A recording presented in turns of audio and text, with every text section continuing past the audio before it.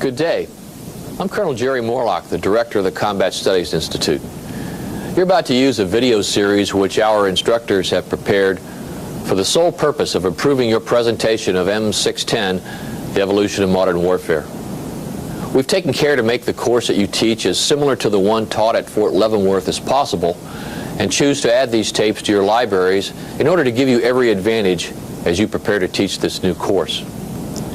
These tapes are similar to the weekly train-up sessions which we utilize to prepare our instructors here at Fort Leavenworth. My intent for the tape sessions was to provide you insights and tips on ways to approach the lessons of M610 that were not available in the instructor notes. I've drawn various instructors, military and civilian, into the sessions based upon their specific expertise and historical background.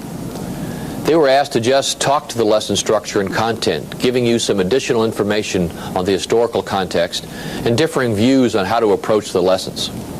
These tapes will provide you a wealth of knowledge and direction that will significantly improve your readiness to teach our new history course.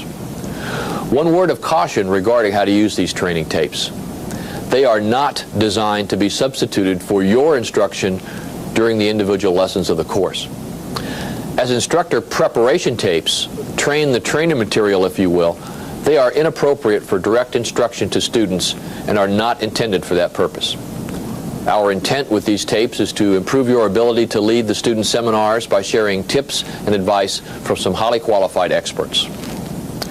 The Combat Studies Institute stands ready to provide whatever additional expertise or assistance that you may require, and we've included the Institute's phone, mail, and email contact information on the tape if you should need it. Good luck with the Evolution of Modern Warfare course. Have a good time.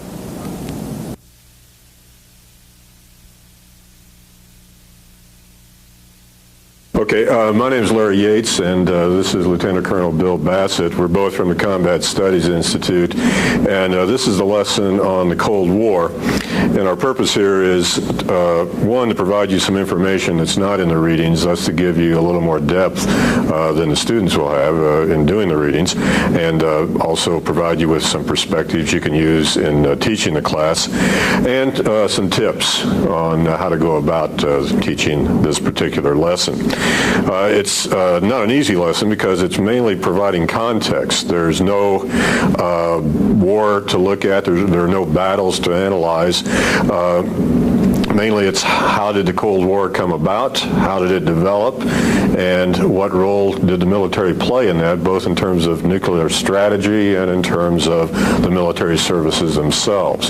So that's what we'll be looking at, and I'll probably take the lead on the first part of that, the origins and development of the Cold War, and then turn it over to Lieutenant Colonel Bassett for nuclear strategy, and then we'll both fight for the last one, the role of the military. So the Cold War, one thing that you probably know yourself, assuming, let's say I'm talking to someone in their mid-30s, you missed most of it.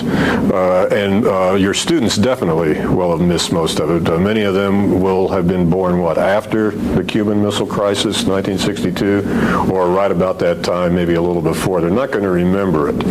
And given the fact that the Cold War started around, some say 1947, that's a fairly good stretch of history that's simply not in their memory bank. They became aware probably of the Cold War sometime in the 70s or toward its last phases in the 80s. But there's a long history there, and the Cold War goes through a number of permutations and phases, and I just want to go over those briefly.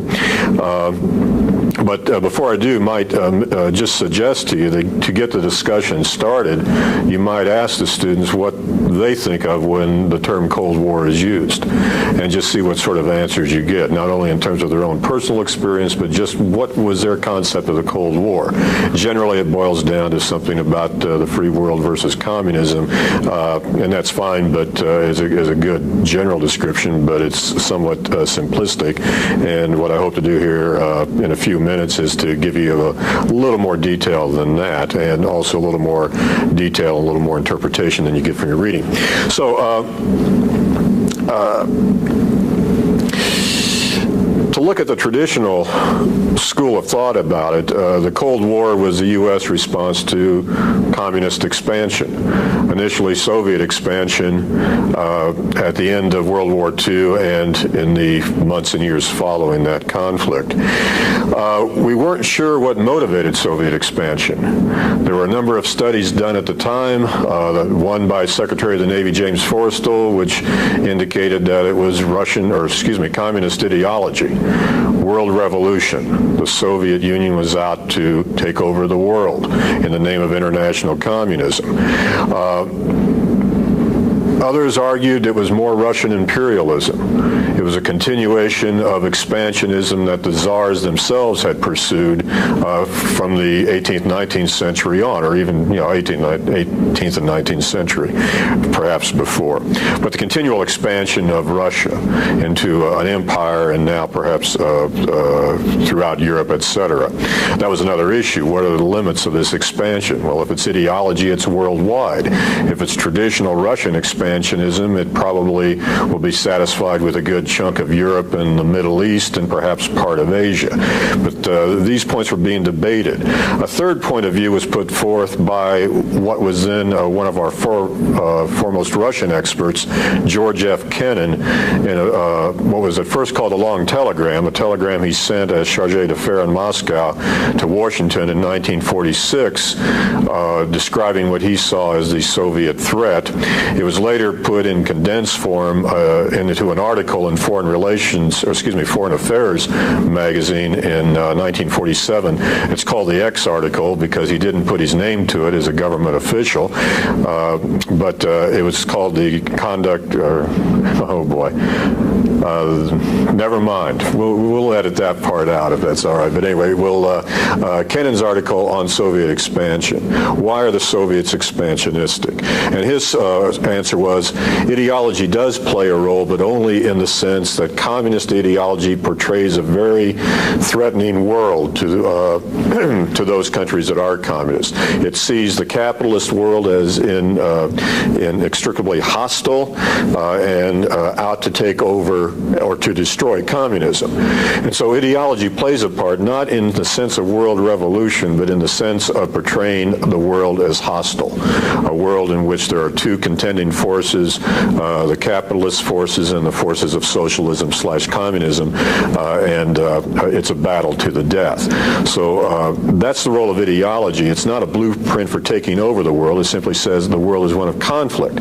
Kennan's argument is that the source of Soviet conduct, and that's the title of the article, the source of Soviet conduct is the political system. It's totalitarian. And to maintain their totalitarian system at home, they need to expand abroad, because the main threat to the totalitarian system will be the ideas of freedom, etc., seeping into the country and infecting the people and undermining the system. And the way you can prevent that is to continuously push out your borders to where there aren't any ideas that run counter to your own culture and own system that can infect the population. So by that standard, the expansion is unlimited. But Kennan would argue it's limited in the sense that no country can take over the world. Logistically, it's impossible. So there are certain areas the Soviet Union will focus upon, and where those areas overlap with our interests, we need to stand up to them. And that leads to the issue of what is the U.S. response to communist expansion.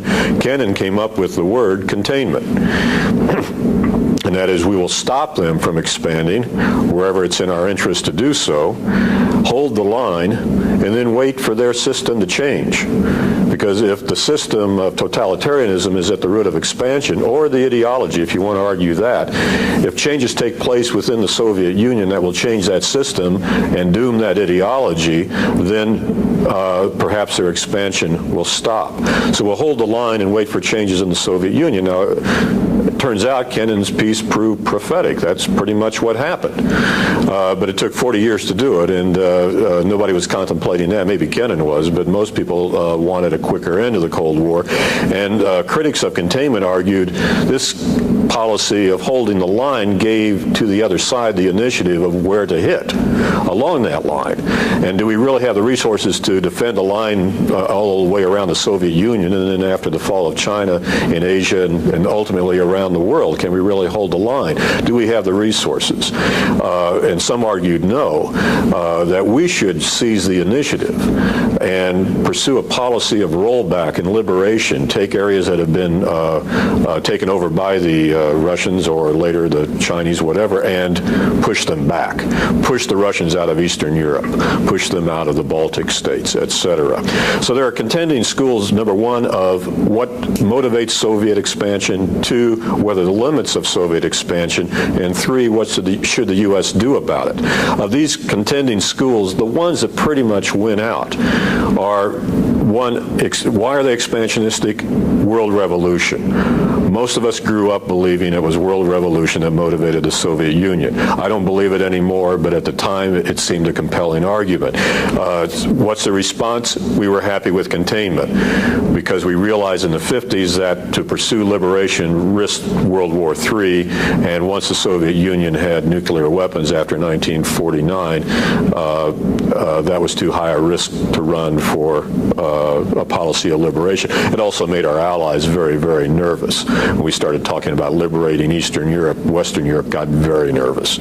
This came out during the 1952 presidential campaign when Eisenhower put forward the idea of liberation as a trial balloon. The uproar caused him to pull back from it, and you've heard very little about it after that. So ideologically motivated expansion, again, a simplistic idea, but one that took hold. Containment as our response to it. And then the Cold War would go through a number of phases in terms of how we applied the strategies of containment, to use a phrase that John Lewis Gaddis has, and I'll get to that in just a bit. Now, that's the traditional or orthodox school. There's one other, it needs to be mentioned, the revisionist school that existed before the Vietnam War, but came into its own during Vietnam and has persisted since, because it did raise some good points, although many of its more extreme points have been shot down. The revisionists would argue that the U.S. is responsible for the Cold War, that the Soviet Union may have a universal ideology, but so does the United States. We think of freedom and democracy as applicable throughout the world, and we've done our part to extend it, just as we have our economic system of capitalism. So who's universalistic? Both sides were. We were in a position to be more aggressive, however, after World War II, and as a result, we caused great concern within the Soviet Union, where Stalin was looking out for Soviet security concerns vis-a-vis Western Europe. In other words, a revived Germany could come and do what Germany had done twice already in the 20th century. It could march across an open plain right into Russia. And also Napoleon had done it in the 19th century. There's no natural barrier there to stop them. So some revisionists would argue Stalin's main concern was to get that barrier. If there's not a natural barrier, he'd create a political one by satellitizing, or at least establishing as spheres of influence, the Baltic states, Poland, Eastern Europe, the Balkans. And that would be his buffer, having friendly governments there, and then as time goes by, the satellitization of those countries and the presence in all but Yugoslavia and Albania of the Red Army. So the revisionist version is we're the ones that are aggressive, and the Soviet Union is more defensive-oriented, and we provoke them. They have to respond, and thus the Cold War.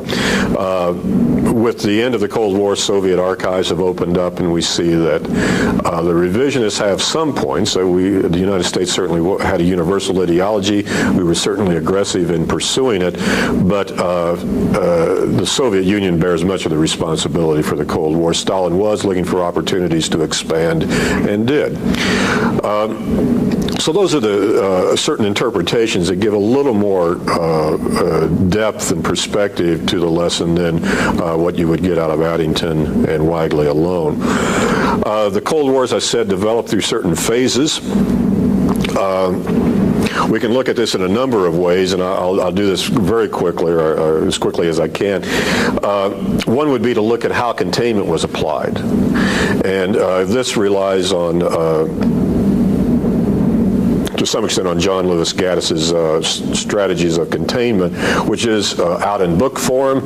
There's an article he wrote with that title for National Security Journal, and there's also a short version that we use for one of our supplemental readings. If you would like that, give us a call and we will mail you copies. I think I can say that. Somebody's going to have to do it, not me.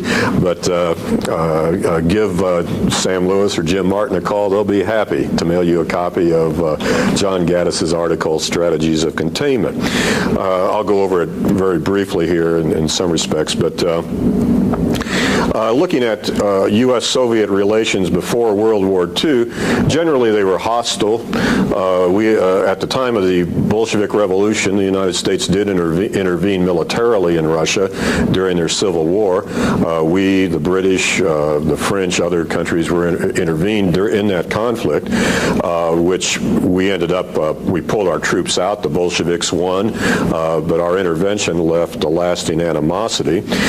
We refused to recognize the Soviet Union until 1933 during the Great Depression, when we were looking for markets. Prior to that time, we kept the Soviet Union at arm's length. We treated it as a pariah. Not every European country did. The Soviet Union did join the League of Nations, whereas, of course, we did not. But we did not recognize them. Between 1917 and 1933, we did not have diplomatic relations with the Soviet Union. In the 30s, with the rise of Hitler, the Soviet Union ultimately allies itself with Hitler. You have the invasion of Poland, and then with the invasion of the Soviet Union, we become friends with Stalin. The dictator Stalin becomes Uncle Joe, and we're going to give him the support, any support we can, mainly in the form of Lend-Lease to keep the Russian war effort going. And then after Pearl Harbor, we're informal allies. There's not a formal alliance, but a coalition. During the war, President Roosevelt hoped that once the war was over, the Soviet Union and the United States would cooperate for world peace. And he believed that this was possible because his argument was what motivated Stalin was the way we had treated Russia in the past. Russia was a malign giant, and if Roosevelt could convince Stalin that relations with the West could be good, that Stalin would come around and cooperate and work with us for world peace. Roosevelt died in April 1945. At the time, the Soviet Union has overrun Poland, Eastern Europe, and the question is, what kind of governments will these countries have? Will Stalin impose communist-led governments? There are indications that he will. He's not allowing free elections in most of these countries. And when Harry Truman becomes president on Roosevelt's death, there are many advisors who go to him and say, Roosevelt had it wrong. Russia is not a malign giant, it's a world bully. It will strike out, it will expand wherever it can unless you stop it. And if you stand up to it, however, the Soviet Union will cooperate. But first you have to stand firm. And Truman does. Throughout 45, 46, there are a number of issues on which the United States takes a tough stand. But it doesn't stop the Soviets. They continue to push their advantage in Eastern Europe and try to go into the Near East. And this leads to a reevaluation with the studies I mentioned previously. What are they after? Debate over that. But the bottom line was they are expansionistic. They're not going to cooperate. They're our rival. They're our opponent, maybe even our enemy, and containment was a response to that. Initially, containment from 47 to 49 is implemented in Europe with the Truman Doctrine of 47, aid to Greece and Turkey, where we saw a communist threat. There was a civil war in Greece. The communists being on one side, we will help the other side. In Turkey, there was pressure on Turkey to give up a couple provinces to the Soviet Union and to share the control of the straits into the Black Sea and the Mediterranean. Into the Mediterranean. We gave support to Turkey to stave off this Soviet pressure. Then the Marshall Plan of 1948, which is economic assistance to Western Europe in general to get it on its feet, and then NATO, which originates in 48, and the treaty is signed in 49, we're committed to the military defense of Western Europe. So by 1949, containment has been extended to Western Europe. The line is fairly clearly drawn, one exception, Berlin, which is on their side of the line. We have an enclave there. But aside from that, the line is fairly clearly drawn. In from 50 to 53, 54, containment is expanded or extended to Asia. After the fall of China, the war in Korea, we're in the process already at that point of getting a treaty with Japan.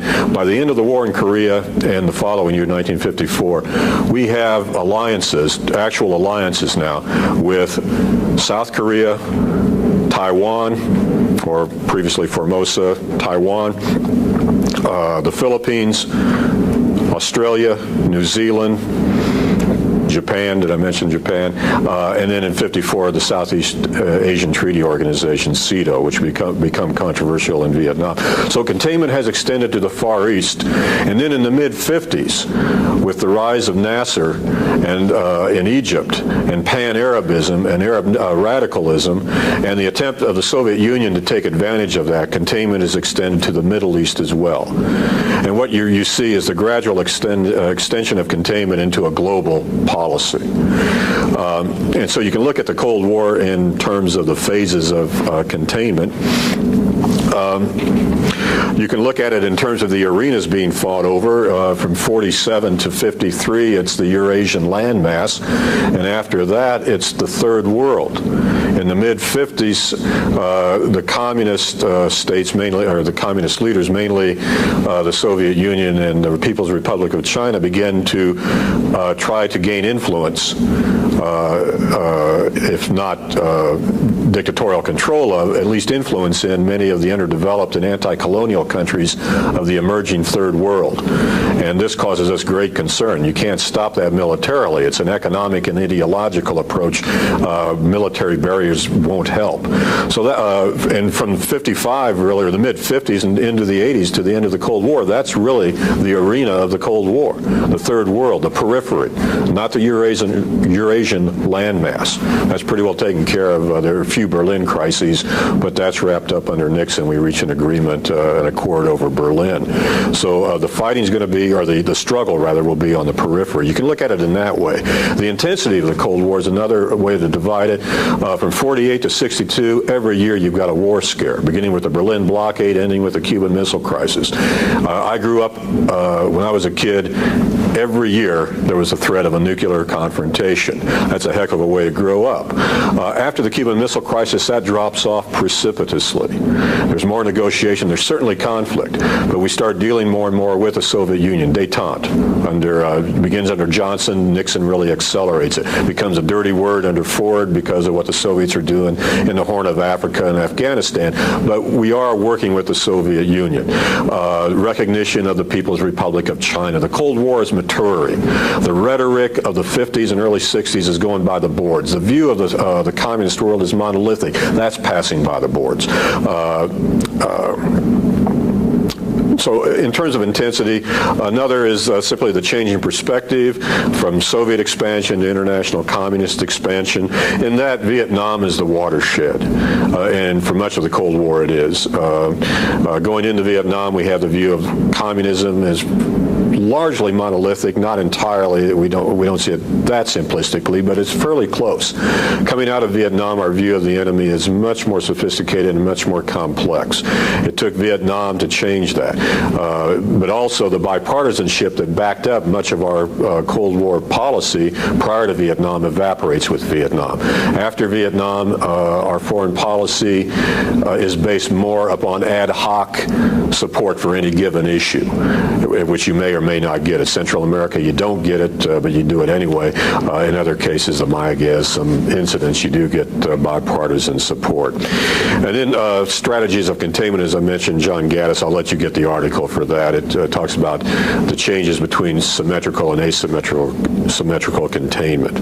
But these are different ways you can look at the Cold War. Again, it's an ongoing process. It's an evolutionary process, one of development, not a static us versus them, commie revolutionaries versus freedom fighters in the West. That's all good rhetoric, and it was used up into the Reagan administration, but then take a look at what Reagan ends up doing, coming to terms with the Soviet Union as it's entering its death throes as the Soviet Union. But the rhetoric has been toned down, etc. So that's a very, very, very brief overview of the Cold War. There are a lot of issues here that we don't have time to get into, but again, for the purpose of your students, it's mainly to provide context for the military issues that will come out of it. The first of which is the Cold War coincides with the advent of the atomic age, and what role will the bomb play? And for that, Colonel Bassett will take over. I'd just say before addressing nuclear strategy, just possibly suggesting a question or a way to move the student discussion into origins and characteristics of the Cold War. Larry offered one.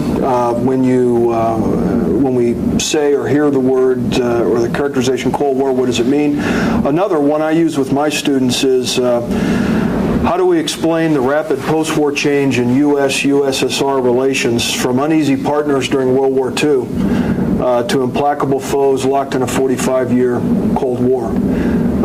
How do we arrive at that change, a way of getting into it, and then emphasizing to the students during this discussion that what you're doing in what should probably be no more than the first 30 minutes of a 2-hour lesson, as Larry has said, you're setting the political, economic, diplomatic, and social context for much of the military strategy, policy, and strategic decisions that are being made in not only the next lesson on Korea, but really through the remainder of the course to the second to last lesson. So I just offer that to you.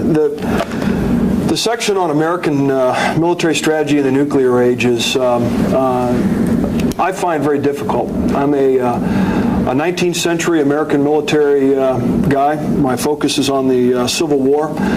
I find much of this material to be confusing, almost surreal in the logic being employed and the whole evolution of nuclear strategy. I don't think that the reading, I think the reading by Lawrence Friedman in Makers of Modern Strategy is one of the more difficult readings we expose the students to in the evolution of modern war. But having said that, I might suggest to you maybe 4 major points that you want to explore with your students as you talk about about nuclear strategy. The first is to look at the whole notion of revolutionary change in American strategy. And along these lines, I think a good way to do that, a good technique to use not just in this lesson but others, is to pull a quote from one of the student readings, in this case Russell Weigley's American Way of War, and just read it. Say, Weigley asserts in American Way of War that the atomic bomb represented a strategic revolution. Strategy would have to be redefined. That's really the thesis of this essay that the students read. Pose that, restate it, and then ask the students what they think of it. Do they agree with Weigley that the advent of nuclear weapons in the context of this growing Cold War with the Soviet Union fundamentally redefines U.S. U.S. strategy making and strategic calculations? That's good for a good 5 to 10 minutes of discussion. I think the other thing you might want to do in this block is look at the inherent difficulties and maybe some of the general characteristics of framing military strategy in the nuclear age. And along these lines, Another technique, maybe a pedagogical technique that I'd suggest to you, one in addition to using an author's quotation, a quotation from an author, is to throw a slide on the screen behind you with a nice pithy quote from a contemporary participant, and then ask them what they think this means, or use that as a means of generating discussion. And I think there are three that I've identified and use in my lesson here in the college. The first being a quote from Harry Truman in 1949, where he asks, "Can the Russians do it?" And the response is, yes, they can. So Truman responds, "In that case, we have no choice." And I think what that speaks to is the escalation, or the tendency toward escalation, in the development of nuclear weaponry and the strategic formulation. The whole idea of achieving superiority in numbers, delivery capabilities, or the flexible application of capabilities developed. Another great quote, one from Bernard Brodie, one of the foremost strategic thinkers in the late 1950s and early 60s. He says, and I quote, "It should be obvious that what counts in basic deterrence is not so much the size and efficiency of one's striking force before it is hit, as the size and condition to which the enemy thinks he can reduce it by a surprise attack, as well as his confidence in the correctness of his predictions." Great quote. It gets at many different issues associated with nuclear strategy. Thomas Schelling writes about the reciprocal fear of a surprise attack. And Friedman talks about this in his essay, how that is destabilizing, and that it is this fear of a surprise attack that must be overcome if you're to achieve deterrence based on stability. I think it's also a way to explore the distinction between, Brodie's quote is a way of exploring the distinction between first and second strike capabilities, what the difference between the two is, and how second strike and the perceived possession of a second strike capability is crucial to a nation's confidence in its strategic well-being. Finally, I think it gets to the absolutely crucial point that enemy perception is important. That what you're doing in much of your strategic development, capabilities development, is attempting to influence the thinking, the perceptions of your enemy. The classic term, perception is reality. Well, your enemy will operate on perceptions, and you may possess a capability, and that's a good thing, but it's crucial that your enemy perceive it in a way that you think necessary to attain the deterrence effect. And then finally, a slide we get a lot of mileage out of. I mean, it has an Alice looking through the looking glass quality to it, so representative of some of the strategic thinking and writing during this period. And I quote, "He thinks we think he'll attack, so he thinks we shall, so we must." Trying to sort through that and the logic inherent in that is a good way to get at some of the thinking associated with nuclear strategy during this period. A number of different strategies developed by the United States. One of the things I will do is place on the CSI homepage a 5-page document called Evolution of U.S. Deterrence Strategies. And you'll find that under either my name, Lieutenant Colonel Bassett, or under a special section devoted exclusively to this course. And that will take you through the evolution of proposed and actually implemented U.S. Nuclear deterrence strategies. They change, and that's an important point to make during this period, that there's an evolution in U.S. nuclear strategy. These are strategies based on a desire to exploit a perceived advantage in technology. Two great cases in that would be the years immediately after World War II, where the United States possesses nuclear weaponry, atomic weaponry, and the Soviets don't. Another good case would be the 1980s and the Strategic Defense Initiative, Reagan's plan. Another source of change would be a desire to achieve more bang for the buck. Central to the massive retaliation, new look strategy adopted by the Eisenhower administration in the 1950s. Also driving change is the desire to overcome a perceived relative inferiority in a particular capability. The growing fear in the late 1950s, something that the Democrats exploit politically, that the Soviets are developing a nuclear capability in excess of ours, that there's a missile gap.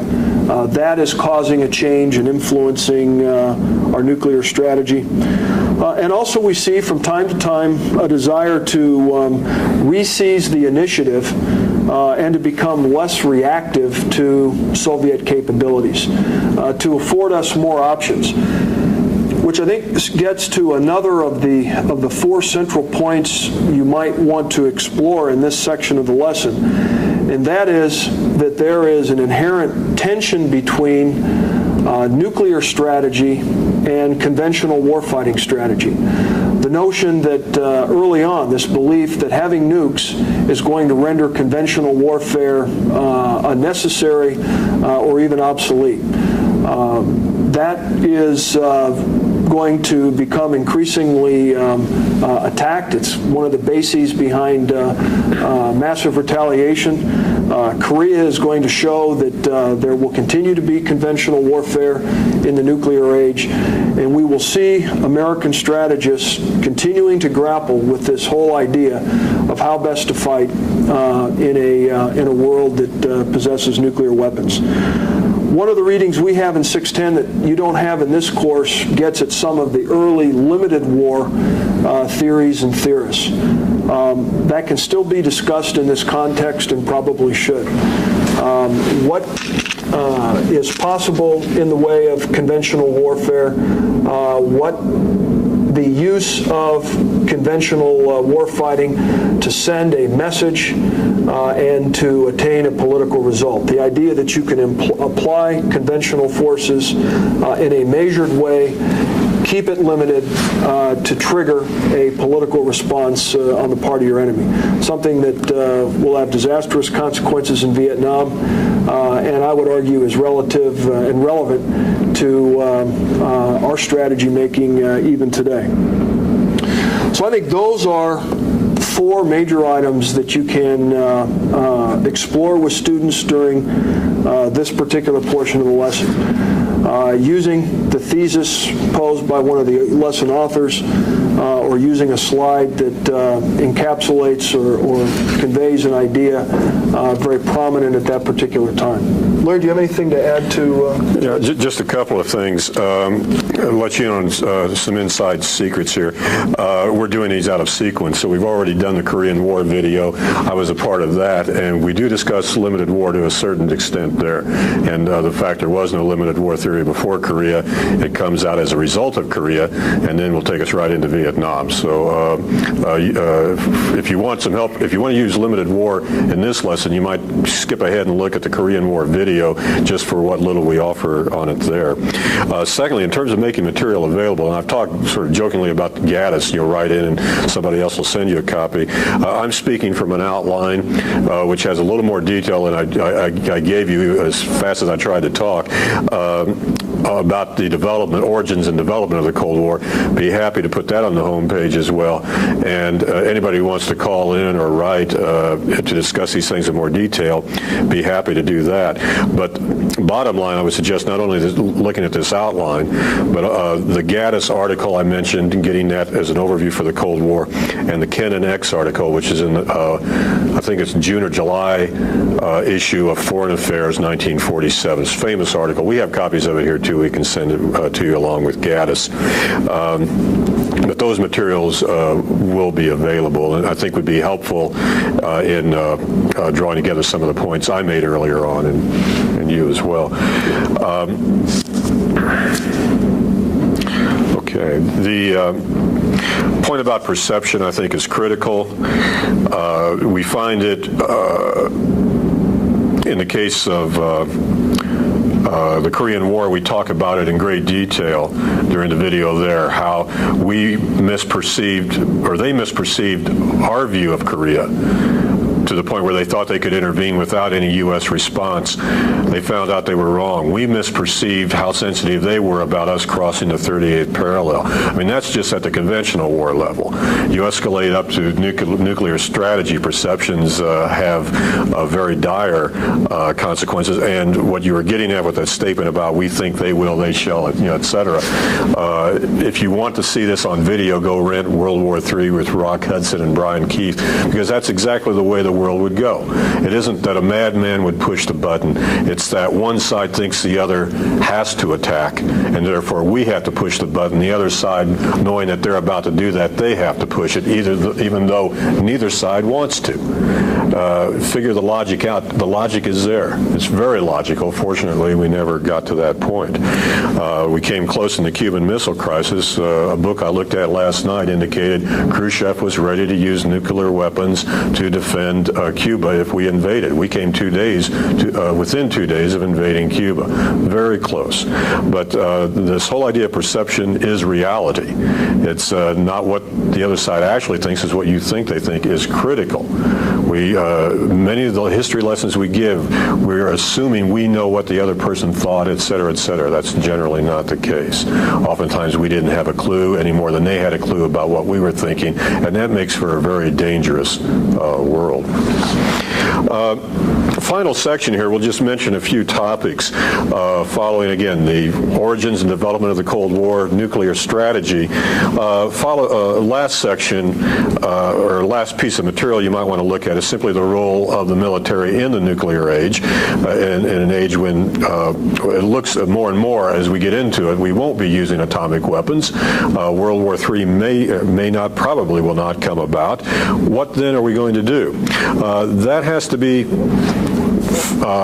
determined, and not only that, the role of each service, but also just simply how they're going to be organized, how they're going to operate. There are all sorts of issues that come out of World War II that have to be dealt with, not just the atomic bomb, but also the organization and functioning of the military. Just briefly, one issue is unification. The idea is to get the services together, what today we call purple. The services will vanish as individual services. You'll have an amalgamation, except Secretary of Navy James Forrestal says no. That isn't the way it's going to be. We'll surrender some of our sovereignty to an overall organization, but it'll be more federal. We'll retain our distinct identities as services. And he wins that debate. The 1947 law sets up the National Military Establishment, not the Department of Defense, but the National Military Establishment, the NME, and it's a federal organization. You get a new Department of the Air Force, to go with the Department of the Army and Department of the Navy, and you get a Secretary of Defense who has very little power vis-a-vis these other departments. Has very little power over the budget or in terms of coordinating the military strategy and approach. Truman, realizing that, decided, well, it's payback time. The first Secretary of Defense will be James Forrestal. Let him deal with the monster he created. And the result of that is Forrestal, in 49 has a nervous breakdown and commits suicide. The next Secretary of Defense will be Lewis Johnson, who's more or less a non-entity, except from the Navy's point of view, when he cuts the supercarrier. And then George Marshall becomes Secretary of Defense, which wasn't supposed to happen. A military man is secretary, but Congress passes the necessary legislation and so forth. But in 1949, the national military establishment is given the name the Department of Defense. The Secretary of Defense is given a little more power than he had under the NME, but still it's federal. The separate services will retain their identity. They will not be amalgamated.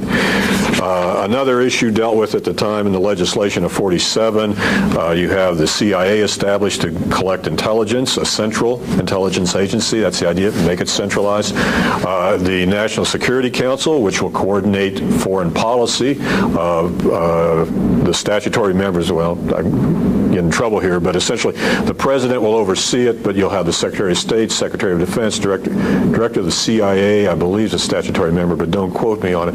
But the point is you have the key foreign policy figures in one group, and their purpose is to coordinate among themselves. The problem is it doesn't always work that way, but that's the idea of the National Security Council. The Joint Chiefs of Staff, which had been put into existence during World War II as a means to have some counter to the British Chiefs of Staff in what turned out to be the Combined Chiefs of Staff. The Joint Chiefs never had any legal basis. The President just set them up.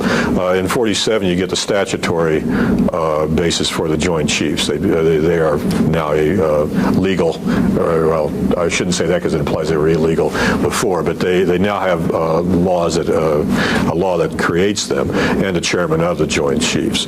Over time, the chairman will assume more power, but he doesn't have it necessarily at the beginning. And as we said already, the Air Force as a separate service. Later in the decade, you get by executive order the integration of the armed services, and this is a major issue, but it's not one we go into great detail here. And it's done, as I said, by executive order. Civil rights, integration, all of that is a very hot political issue in the 1940s and into the 50s. And as it pertains to the military, integration could be imposed by the president. He didn't have to have Congress to integrate the military. So he did so. Truman signed the executive order for the integration of the military. The main obstacle among the services was the Army, more than the Air Force and Navy in terms of integration, but they accepted it and moved ahead. And then finally, looking at the Army in the nuclear age, the question was, what would it do? We deal with this a little bit in the Korean War video, but if the atomic bomb, if the next war is going to involve atomic bombs, what role will the Army play? They can't deliver atomic bombs. That's a question for the Air Force or the Navy, who duke it out, and the Air Force wins when the supercarrier is canceled. So the Air Force will deliver the nuclear weapons. The Air Force is getting most of the bucks in a very constrained environment physically, and the Army, it's assumed, will not have much of a role to play, except to go in and clean up afterwards. Korea comes along and that changes. You have a limited war. We're not going to fight World War III over Korea. We're not going to allow nuclear weapons to be used. Therefore, but on the other hand, we will have to fight for it, and that's the job the Army has to do. We use air power and naval power to begin with. It's not enough, so the Army is sent in. And the money funnel opens up. And not only does the Army get well, everybody else does. And the defense budget hits around $50 billion, going from 14 to 50 during the Korean War. But as soon as the war is over, and Eisenhower, during the presidency of Eisenhower, five-star general, he cuts the military to the quick, arguing that to continue to spend $50 billion a year will cause inflation, and we can lose the Cold War through the economic demise of the United States just as easily as through the military demise.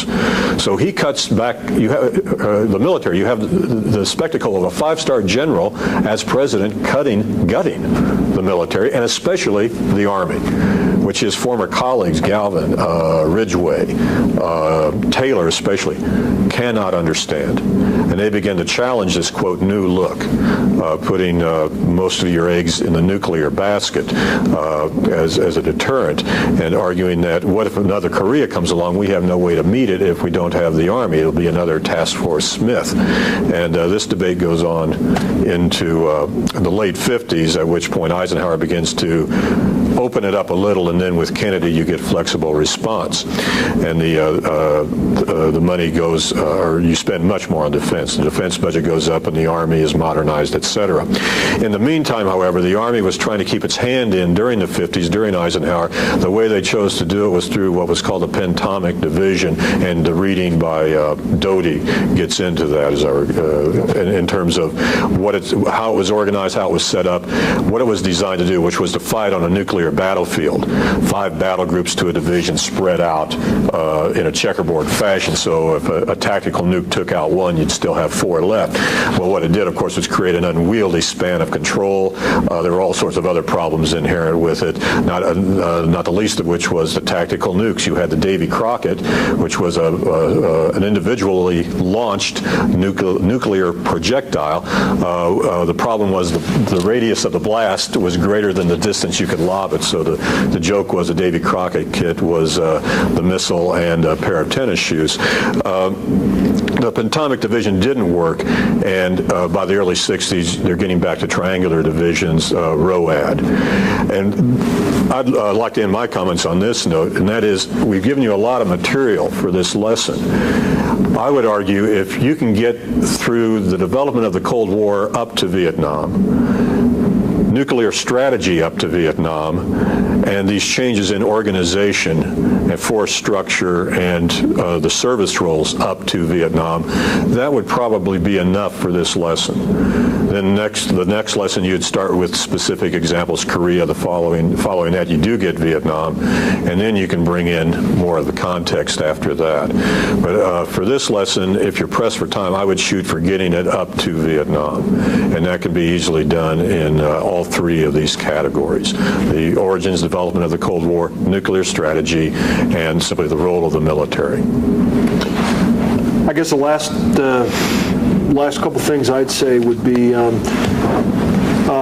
many of us find it useful where possible throughout the course to ask a question or develop discussion that asks students to compare and contrast or what we're looking at in that particular period with challenges we face today and in the future.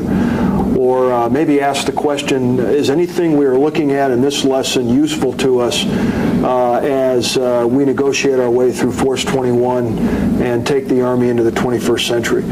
I think a couple of ways that can be done in this particular lesson and in the third portion of the lesson, the post-war defense structure. A couple of questions I ask students in the course are, several historians have noted similarities between what the U.S. military went through immediately after World War II and what we are going through now following the Cold War, with the end of the Cold War. Do you see similarities? And what are the similar trends? And I think you could talk about things like following victory in 2 major wars, there's been a significant reassessment of the U.S. role in foreign affairs, and that will have consequences for the military. U.S. with a significant technological advantage, if maybe momentary. In the case of post-World War II, the nuke, today, all the talk about information age technologies and the advantages that'll afford U.S. forces. Then as now, a reassessment in service roles and missions, a number of purple initiatives to make us more joint and more interoperable. We're going through force reductions and limited fiscal resources, just like the services were in the late 40s. And then maybe less so today, but nevertheless there continues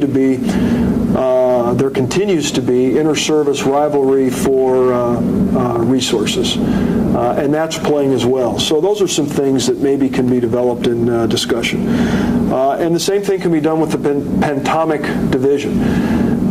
Ask the question, does the pentomic experiment in the late 1950s offer any insights relevant to our Force 21 experience today?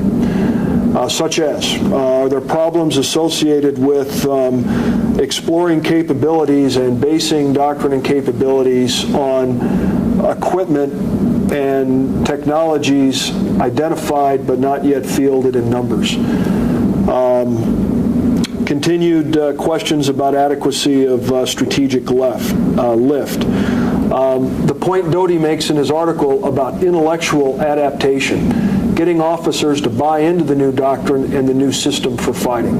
A problem in the late 1950s, arguably a problem for us today and in the future as we implement and continue to move forward in Force 21. And then what Doty might suggest, the danger to near-term preparedness in implementing a new doctrine and organization.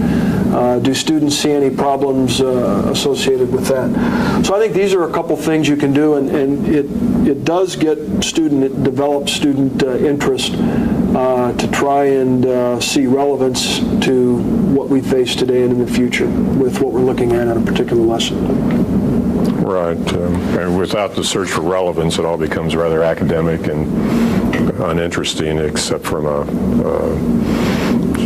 storytelling standpoint. So second that, and thank you very much. Again, if you have any questions, don't hesitate to contact me, Larry Yates, or Lieutenant Colonel Bill Bassett regarding these lessons, and hope you found this useful.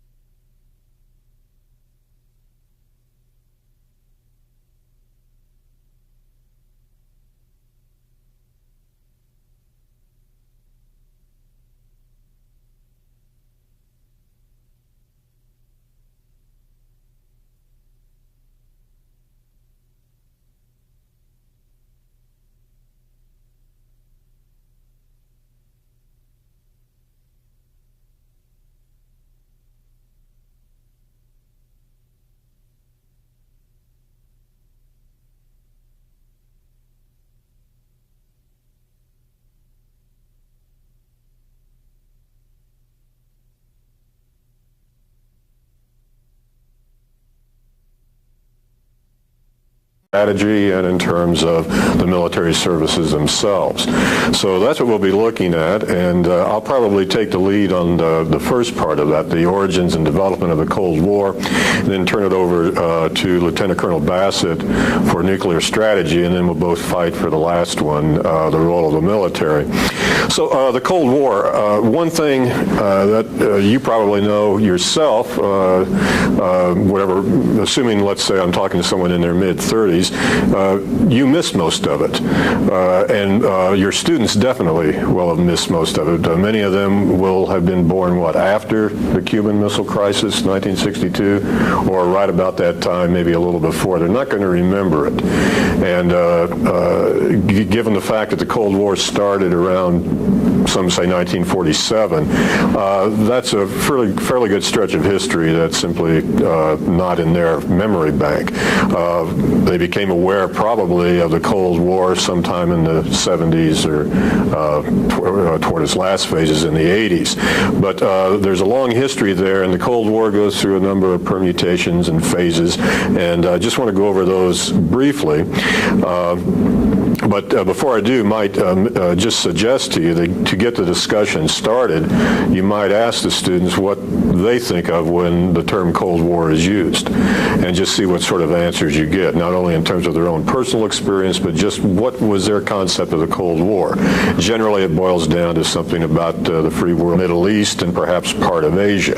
But these points were being debated. A third point of view was put forth by what was then one of our foremost Russian experts, George F. Kennan, in what was at first called a long telegram, a telegram he sent as charge d'affaires in Moscow to Washington in 1946, describing what he saw as the Soviet threat.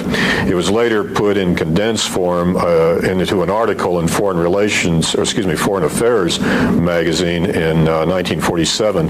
It's called the X article because he didn't put his name to it as a government official, but it was called the conduct, oh boy, never mind. We'll edit that part out if that's all right. But anyway, Kennan's article on Soviet expansion. Why are the Soviets expansionistic? And his answer was, ideology does play a role, but only in the sense that communist ideology portrays a very threatening world to those countries that are communist. It sees the capitalist world as inextricably hostile and out to take over or to destroy communism. And so ideology plays a part, not in the sense of world revolution, but in the sense of portraying the world as hostile, a world in which there are two contending forces, the capitalist forces and the forces of socialism / communism, and it's a battle to the death. So that's the role of ideology. Instituted for your instruction during the individual lessons of the course. As instructor preparation tapes train the trainer material, if you will, they are inappropriate for direct instruction to students and are not intended for that purpose. Our intent with these tapes is to improve your ability to lead the student seminars by sharing tips and advice from some highly qualified experts. The Combat Studies Institute stands ready to provide whatever additional expertise or assistance that you may require, and we've included the Institute's phone, mail, and email contact information on the tape if you should need it. Good luck with the Evolution of Modern Warfare course. Have a good time.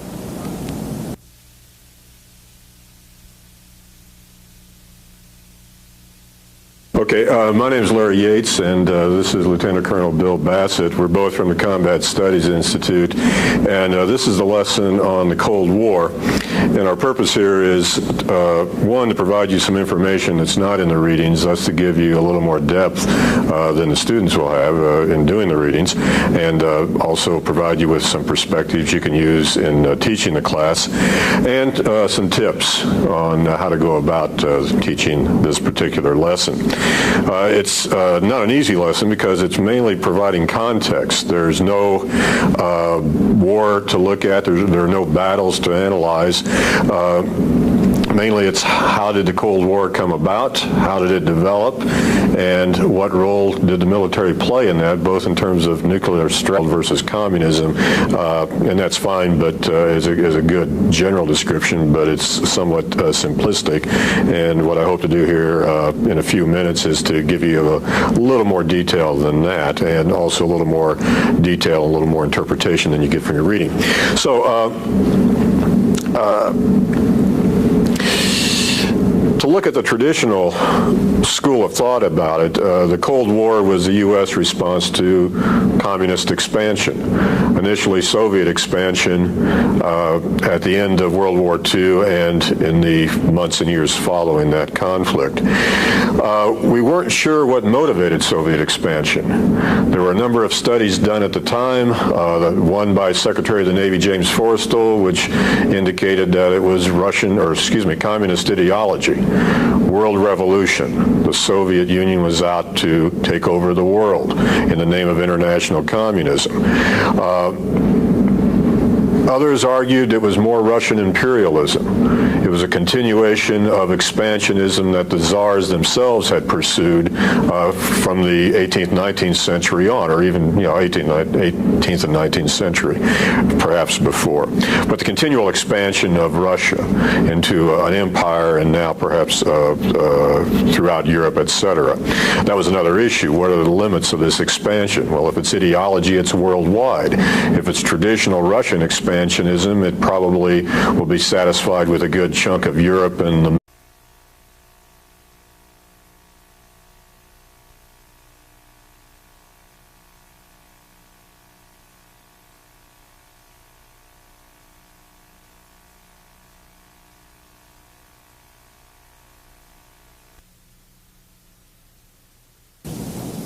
Good day.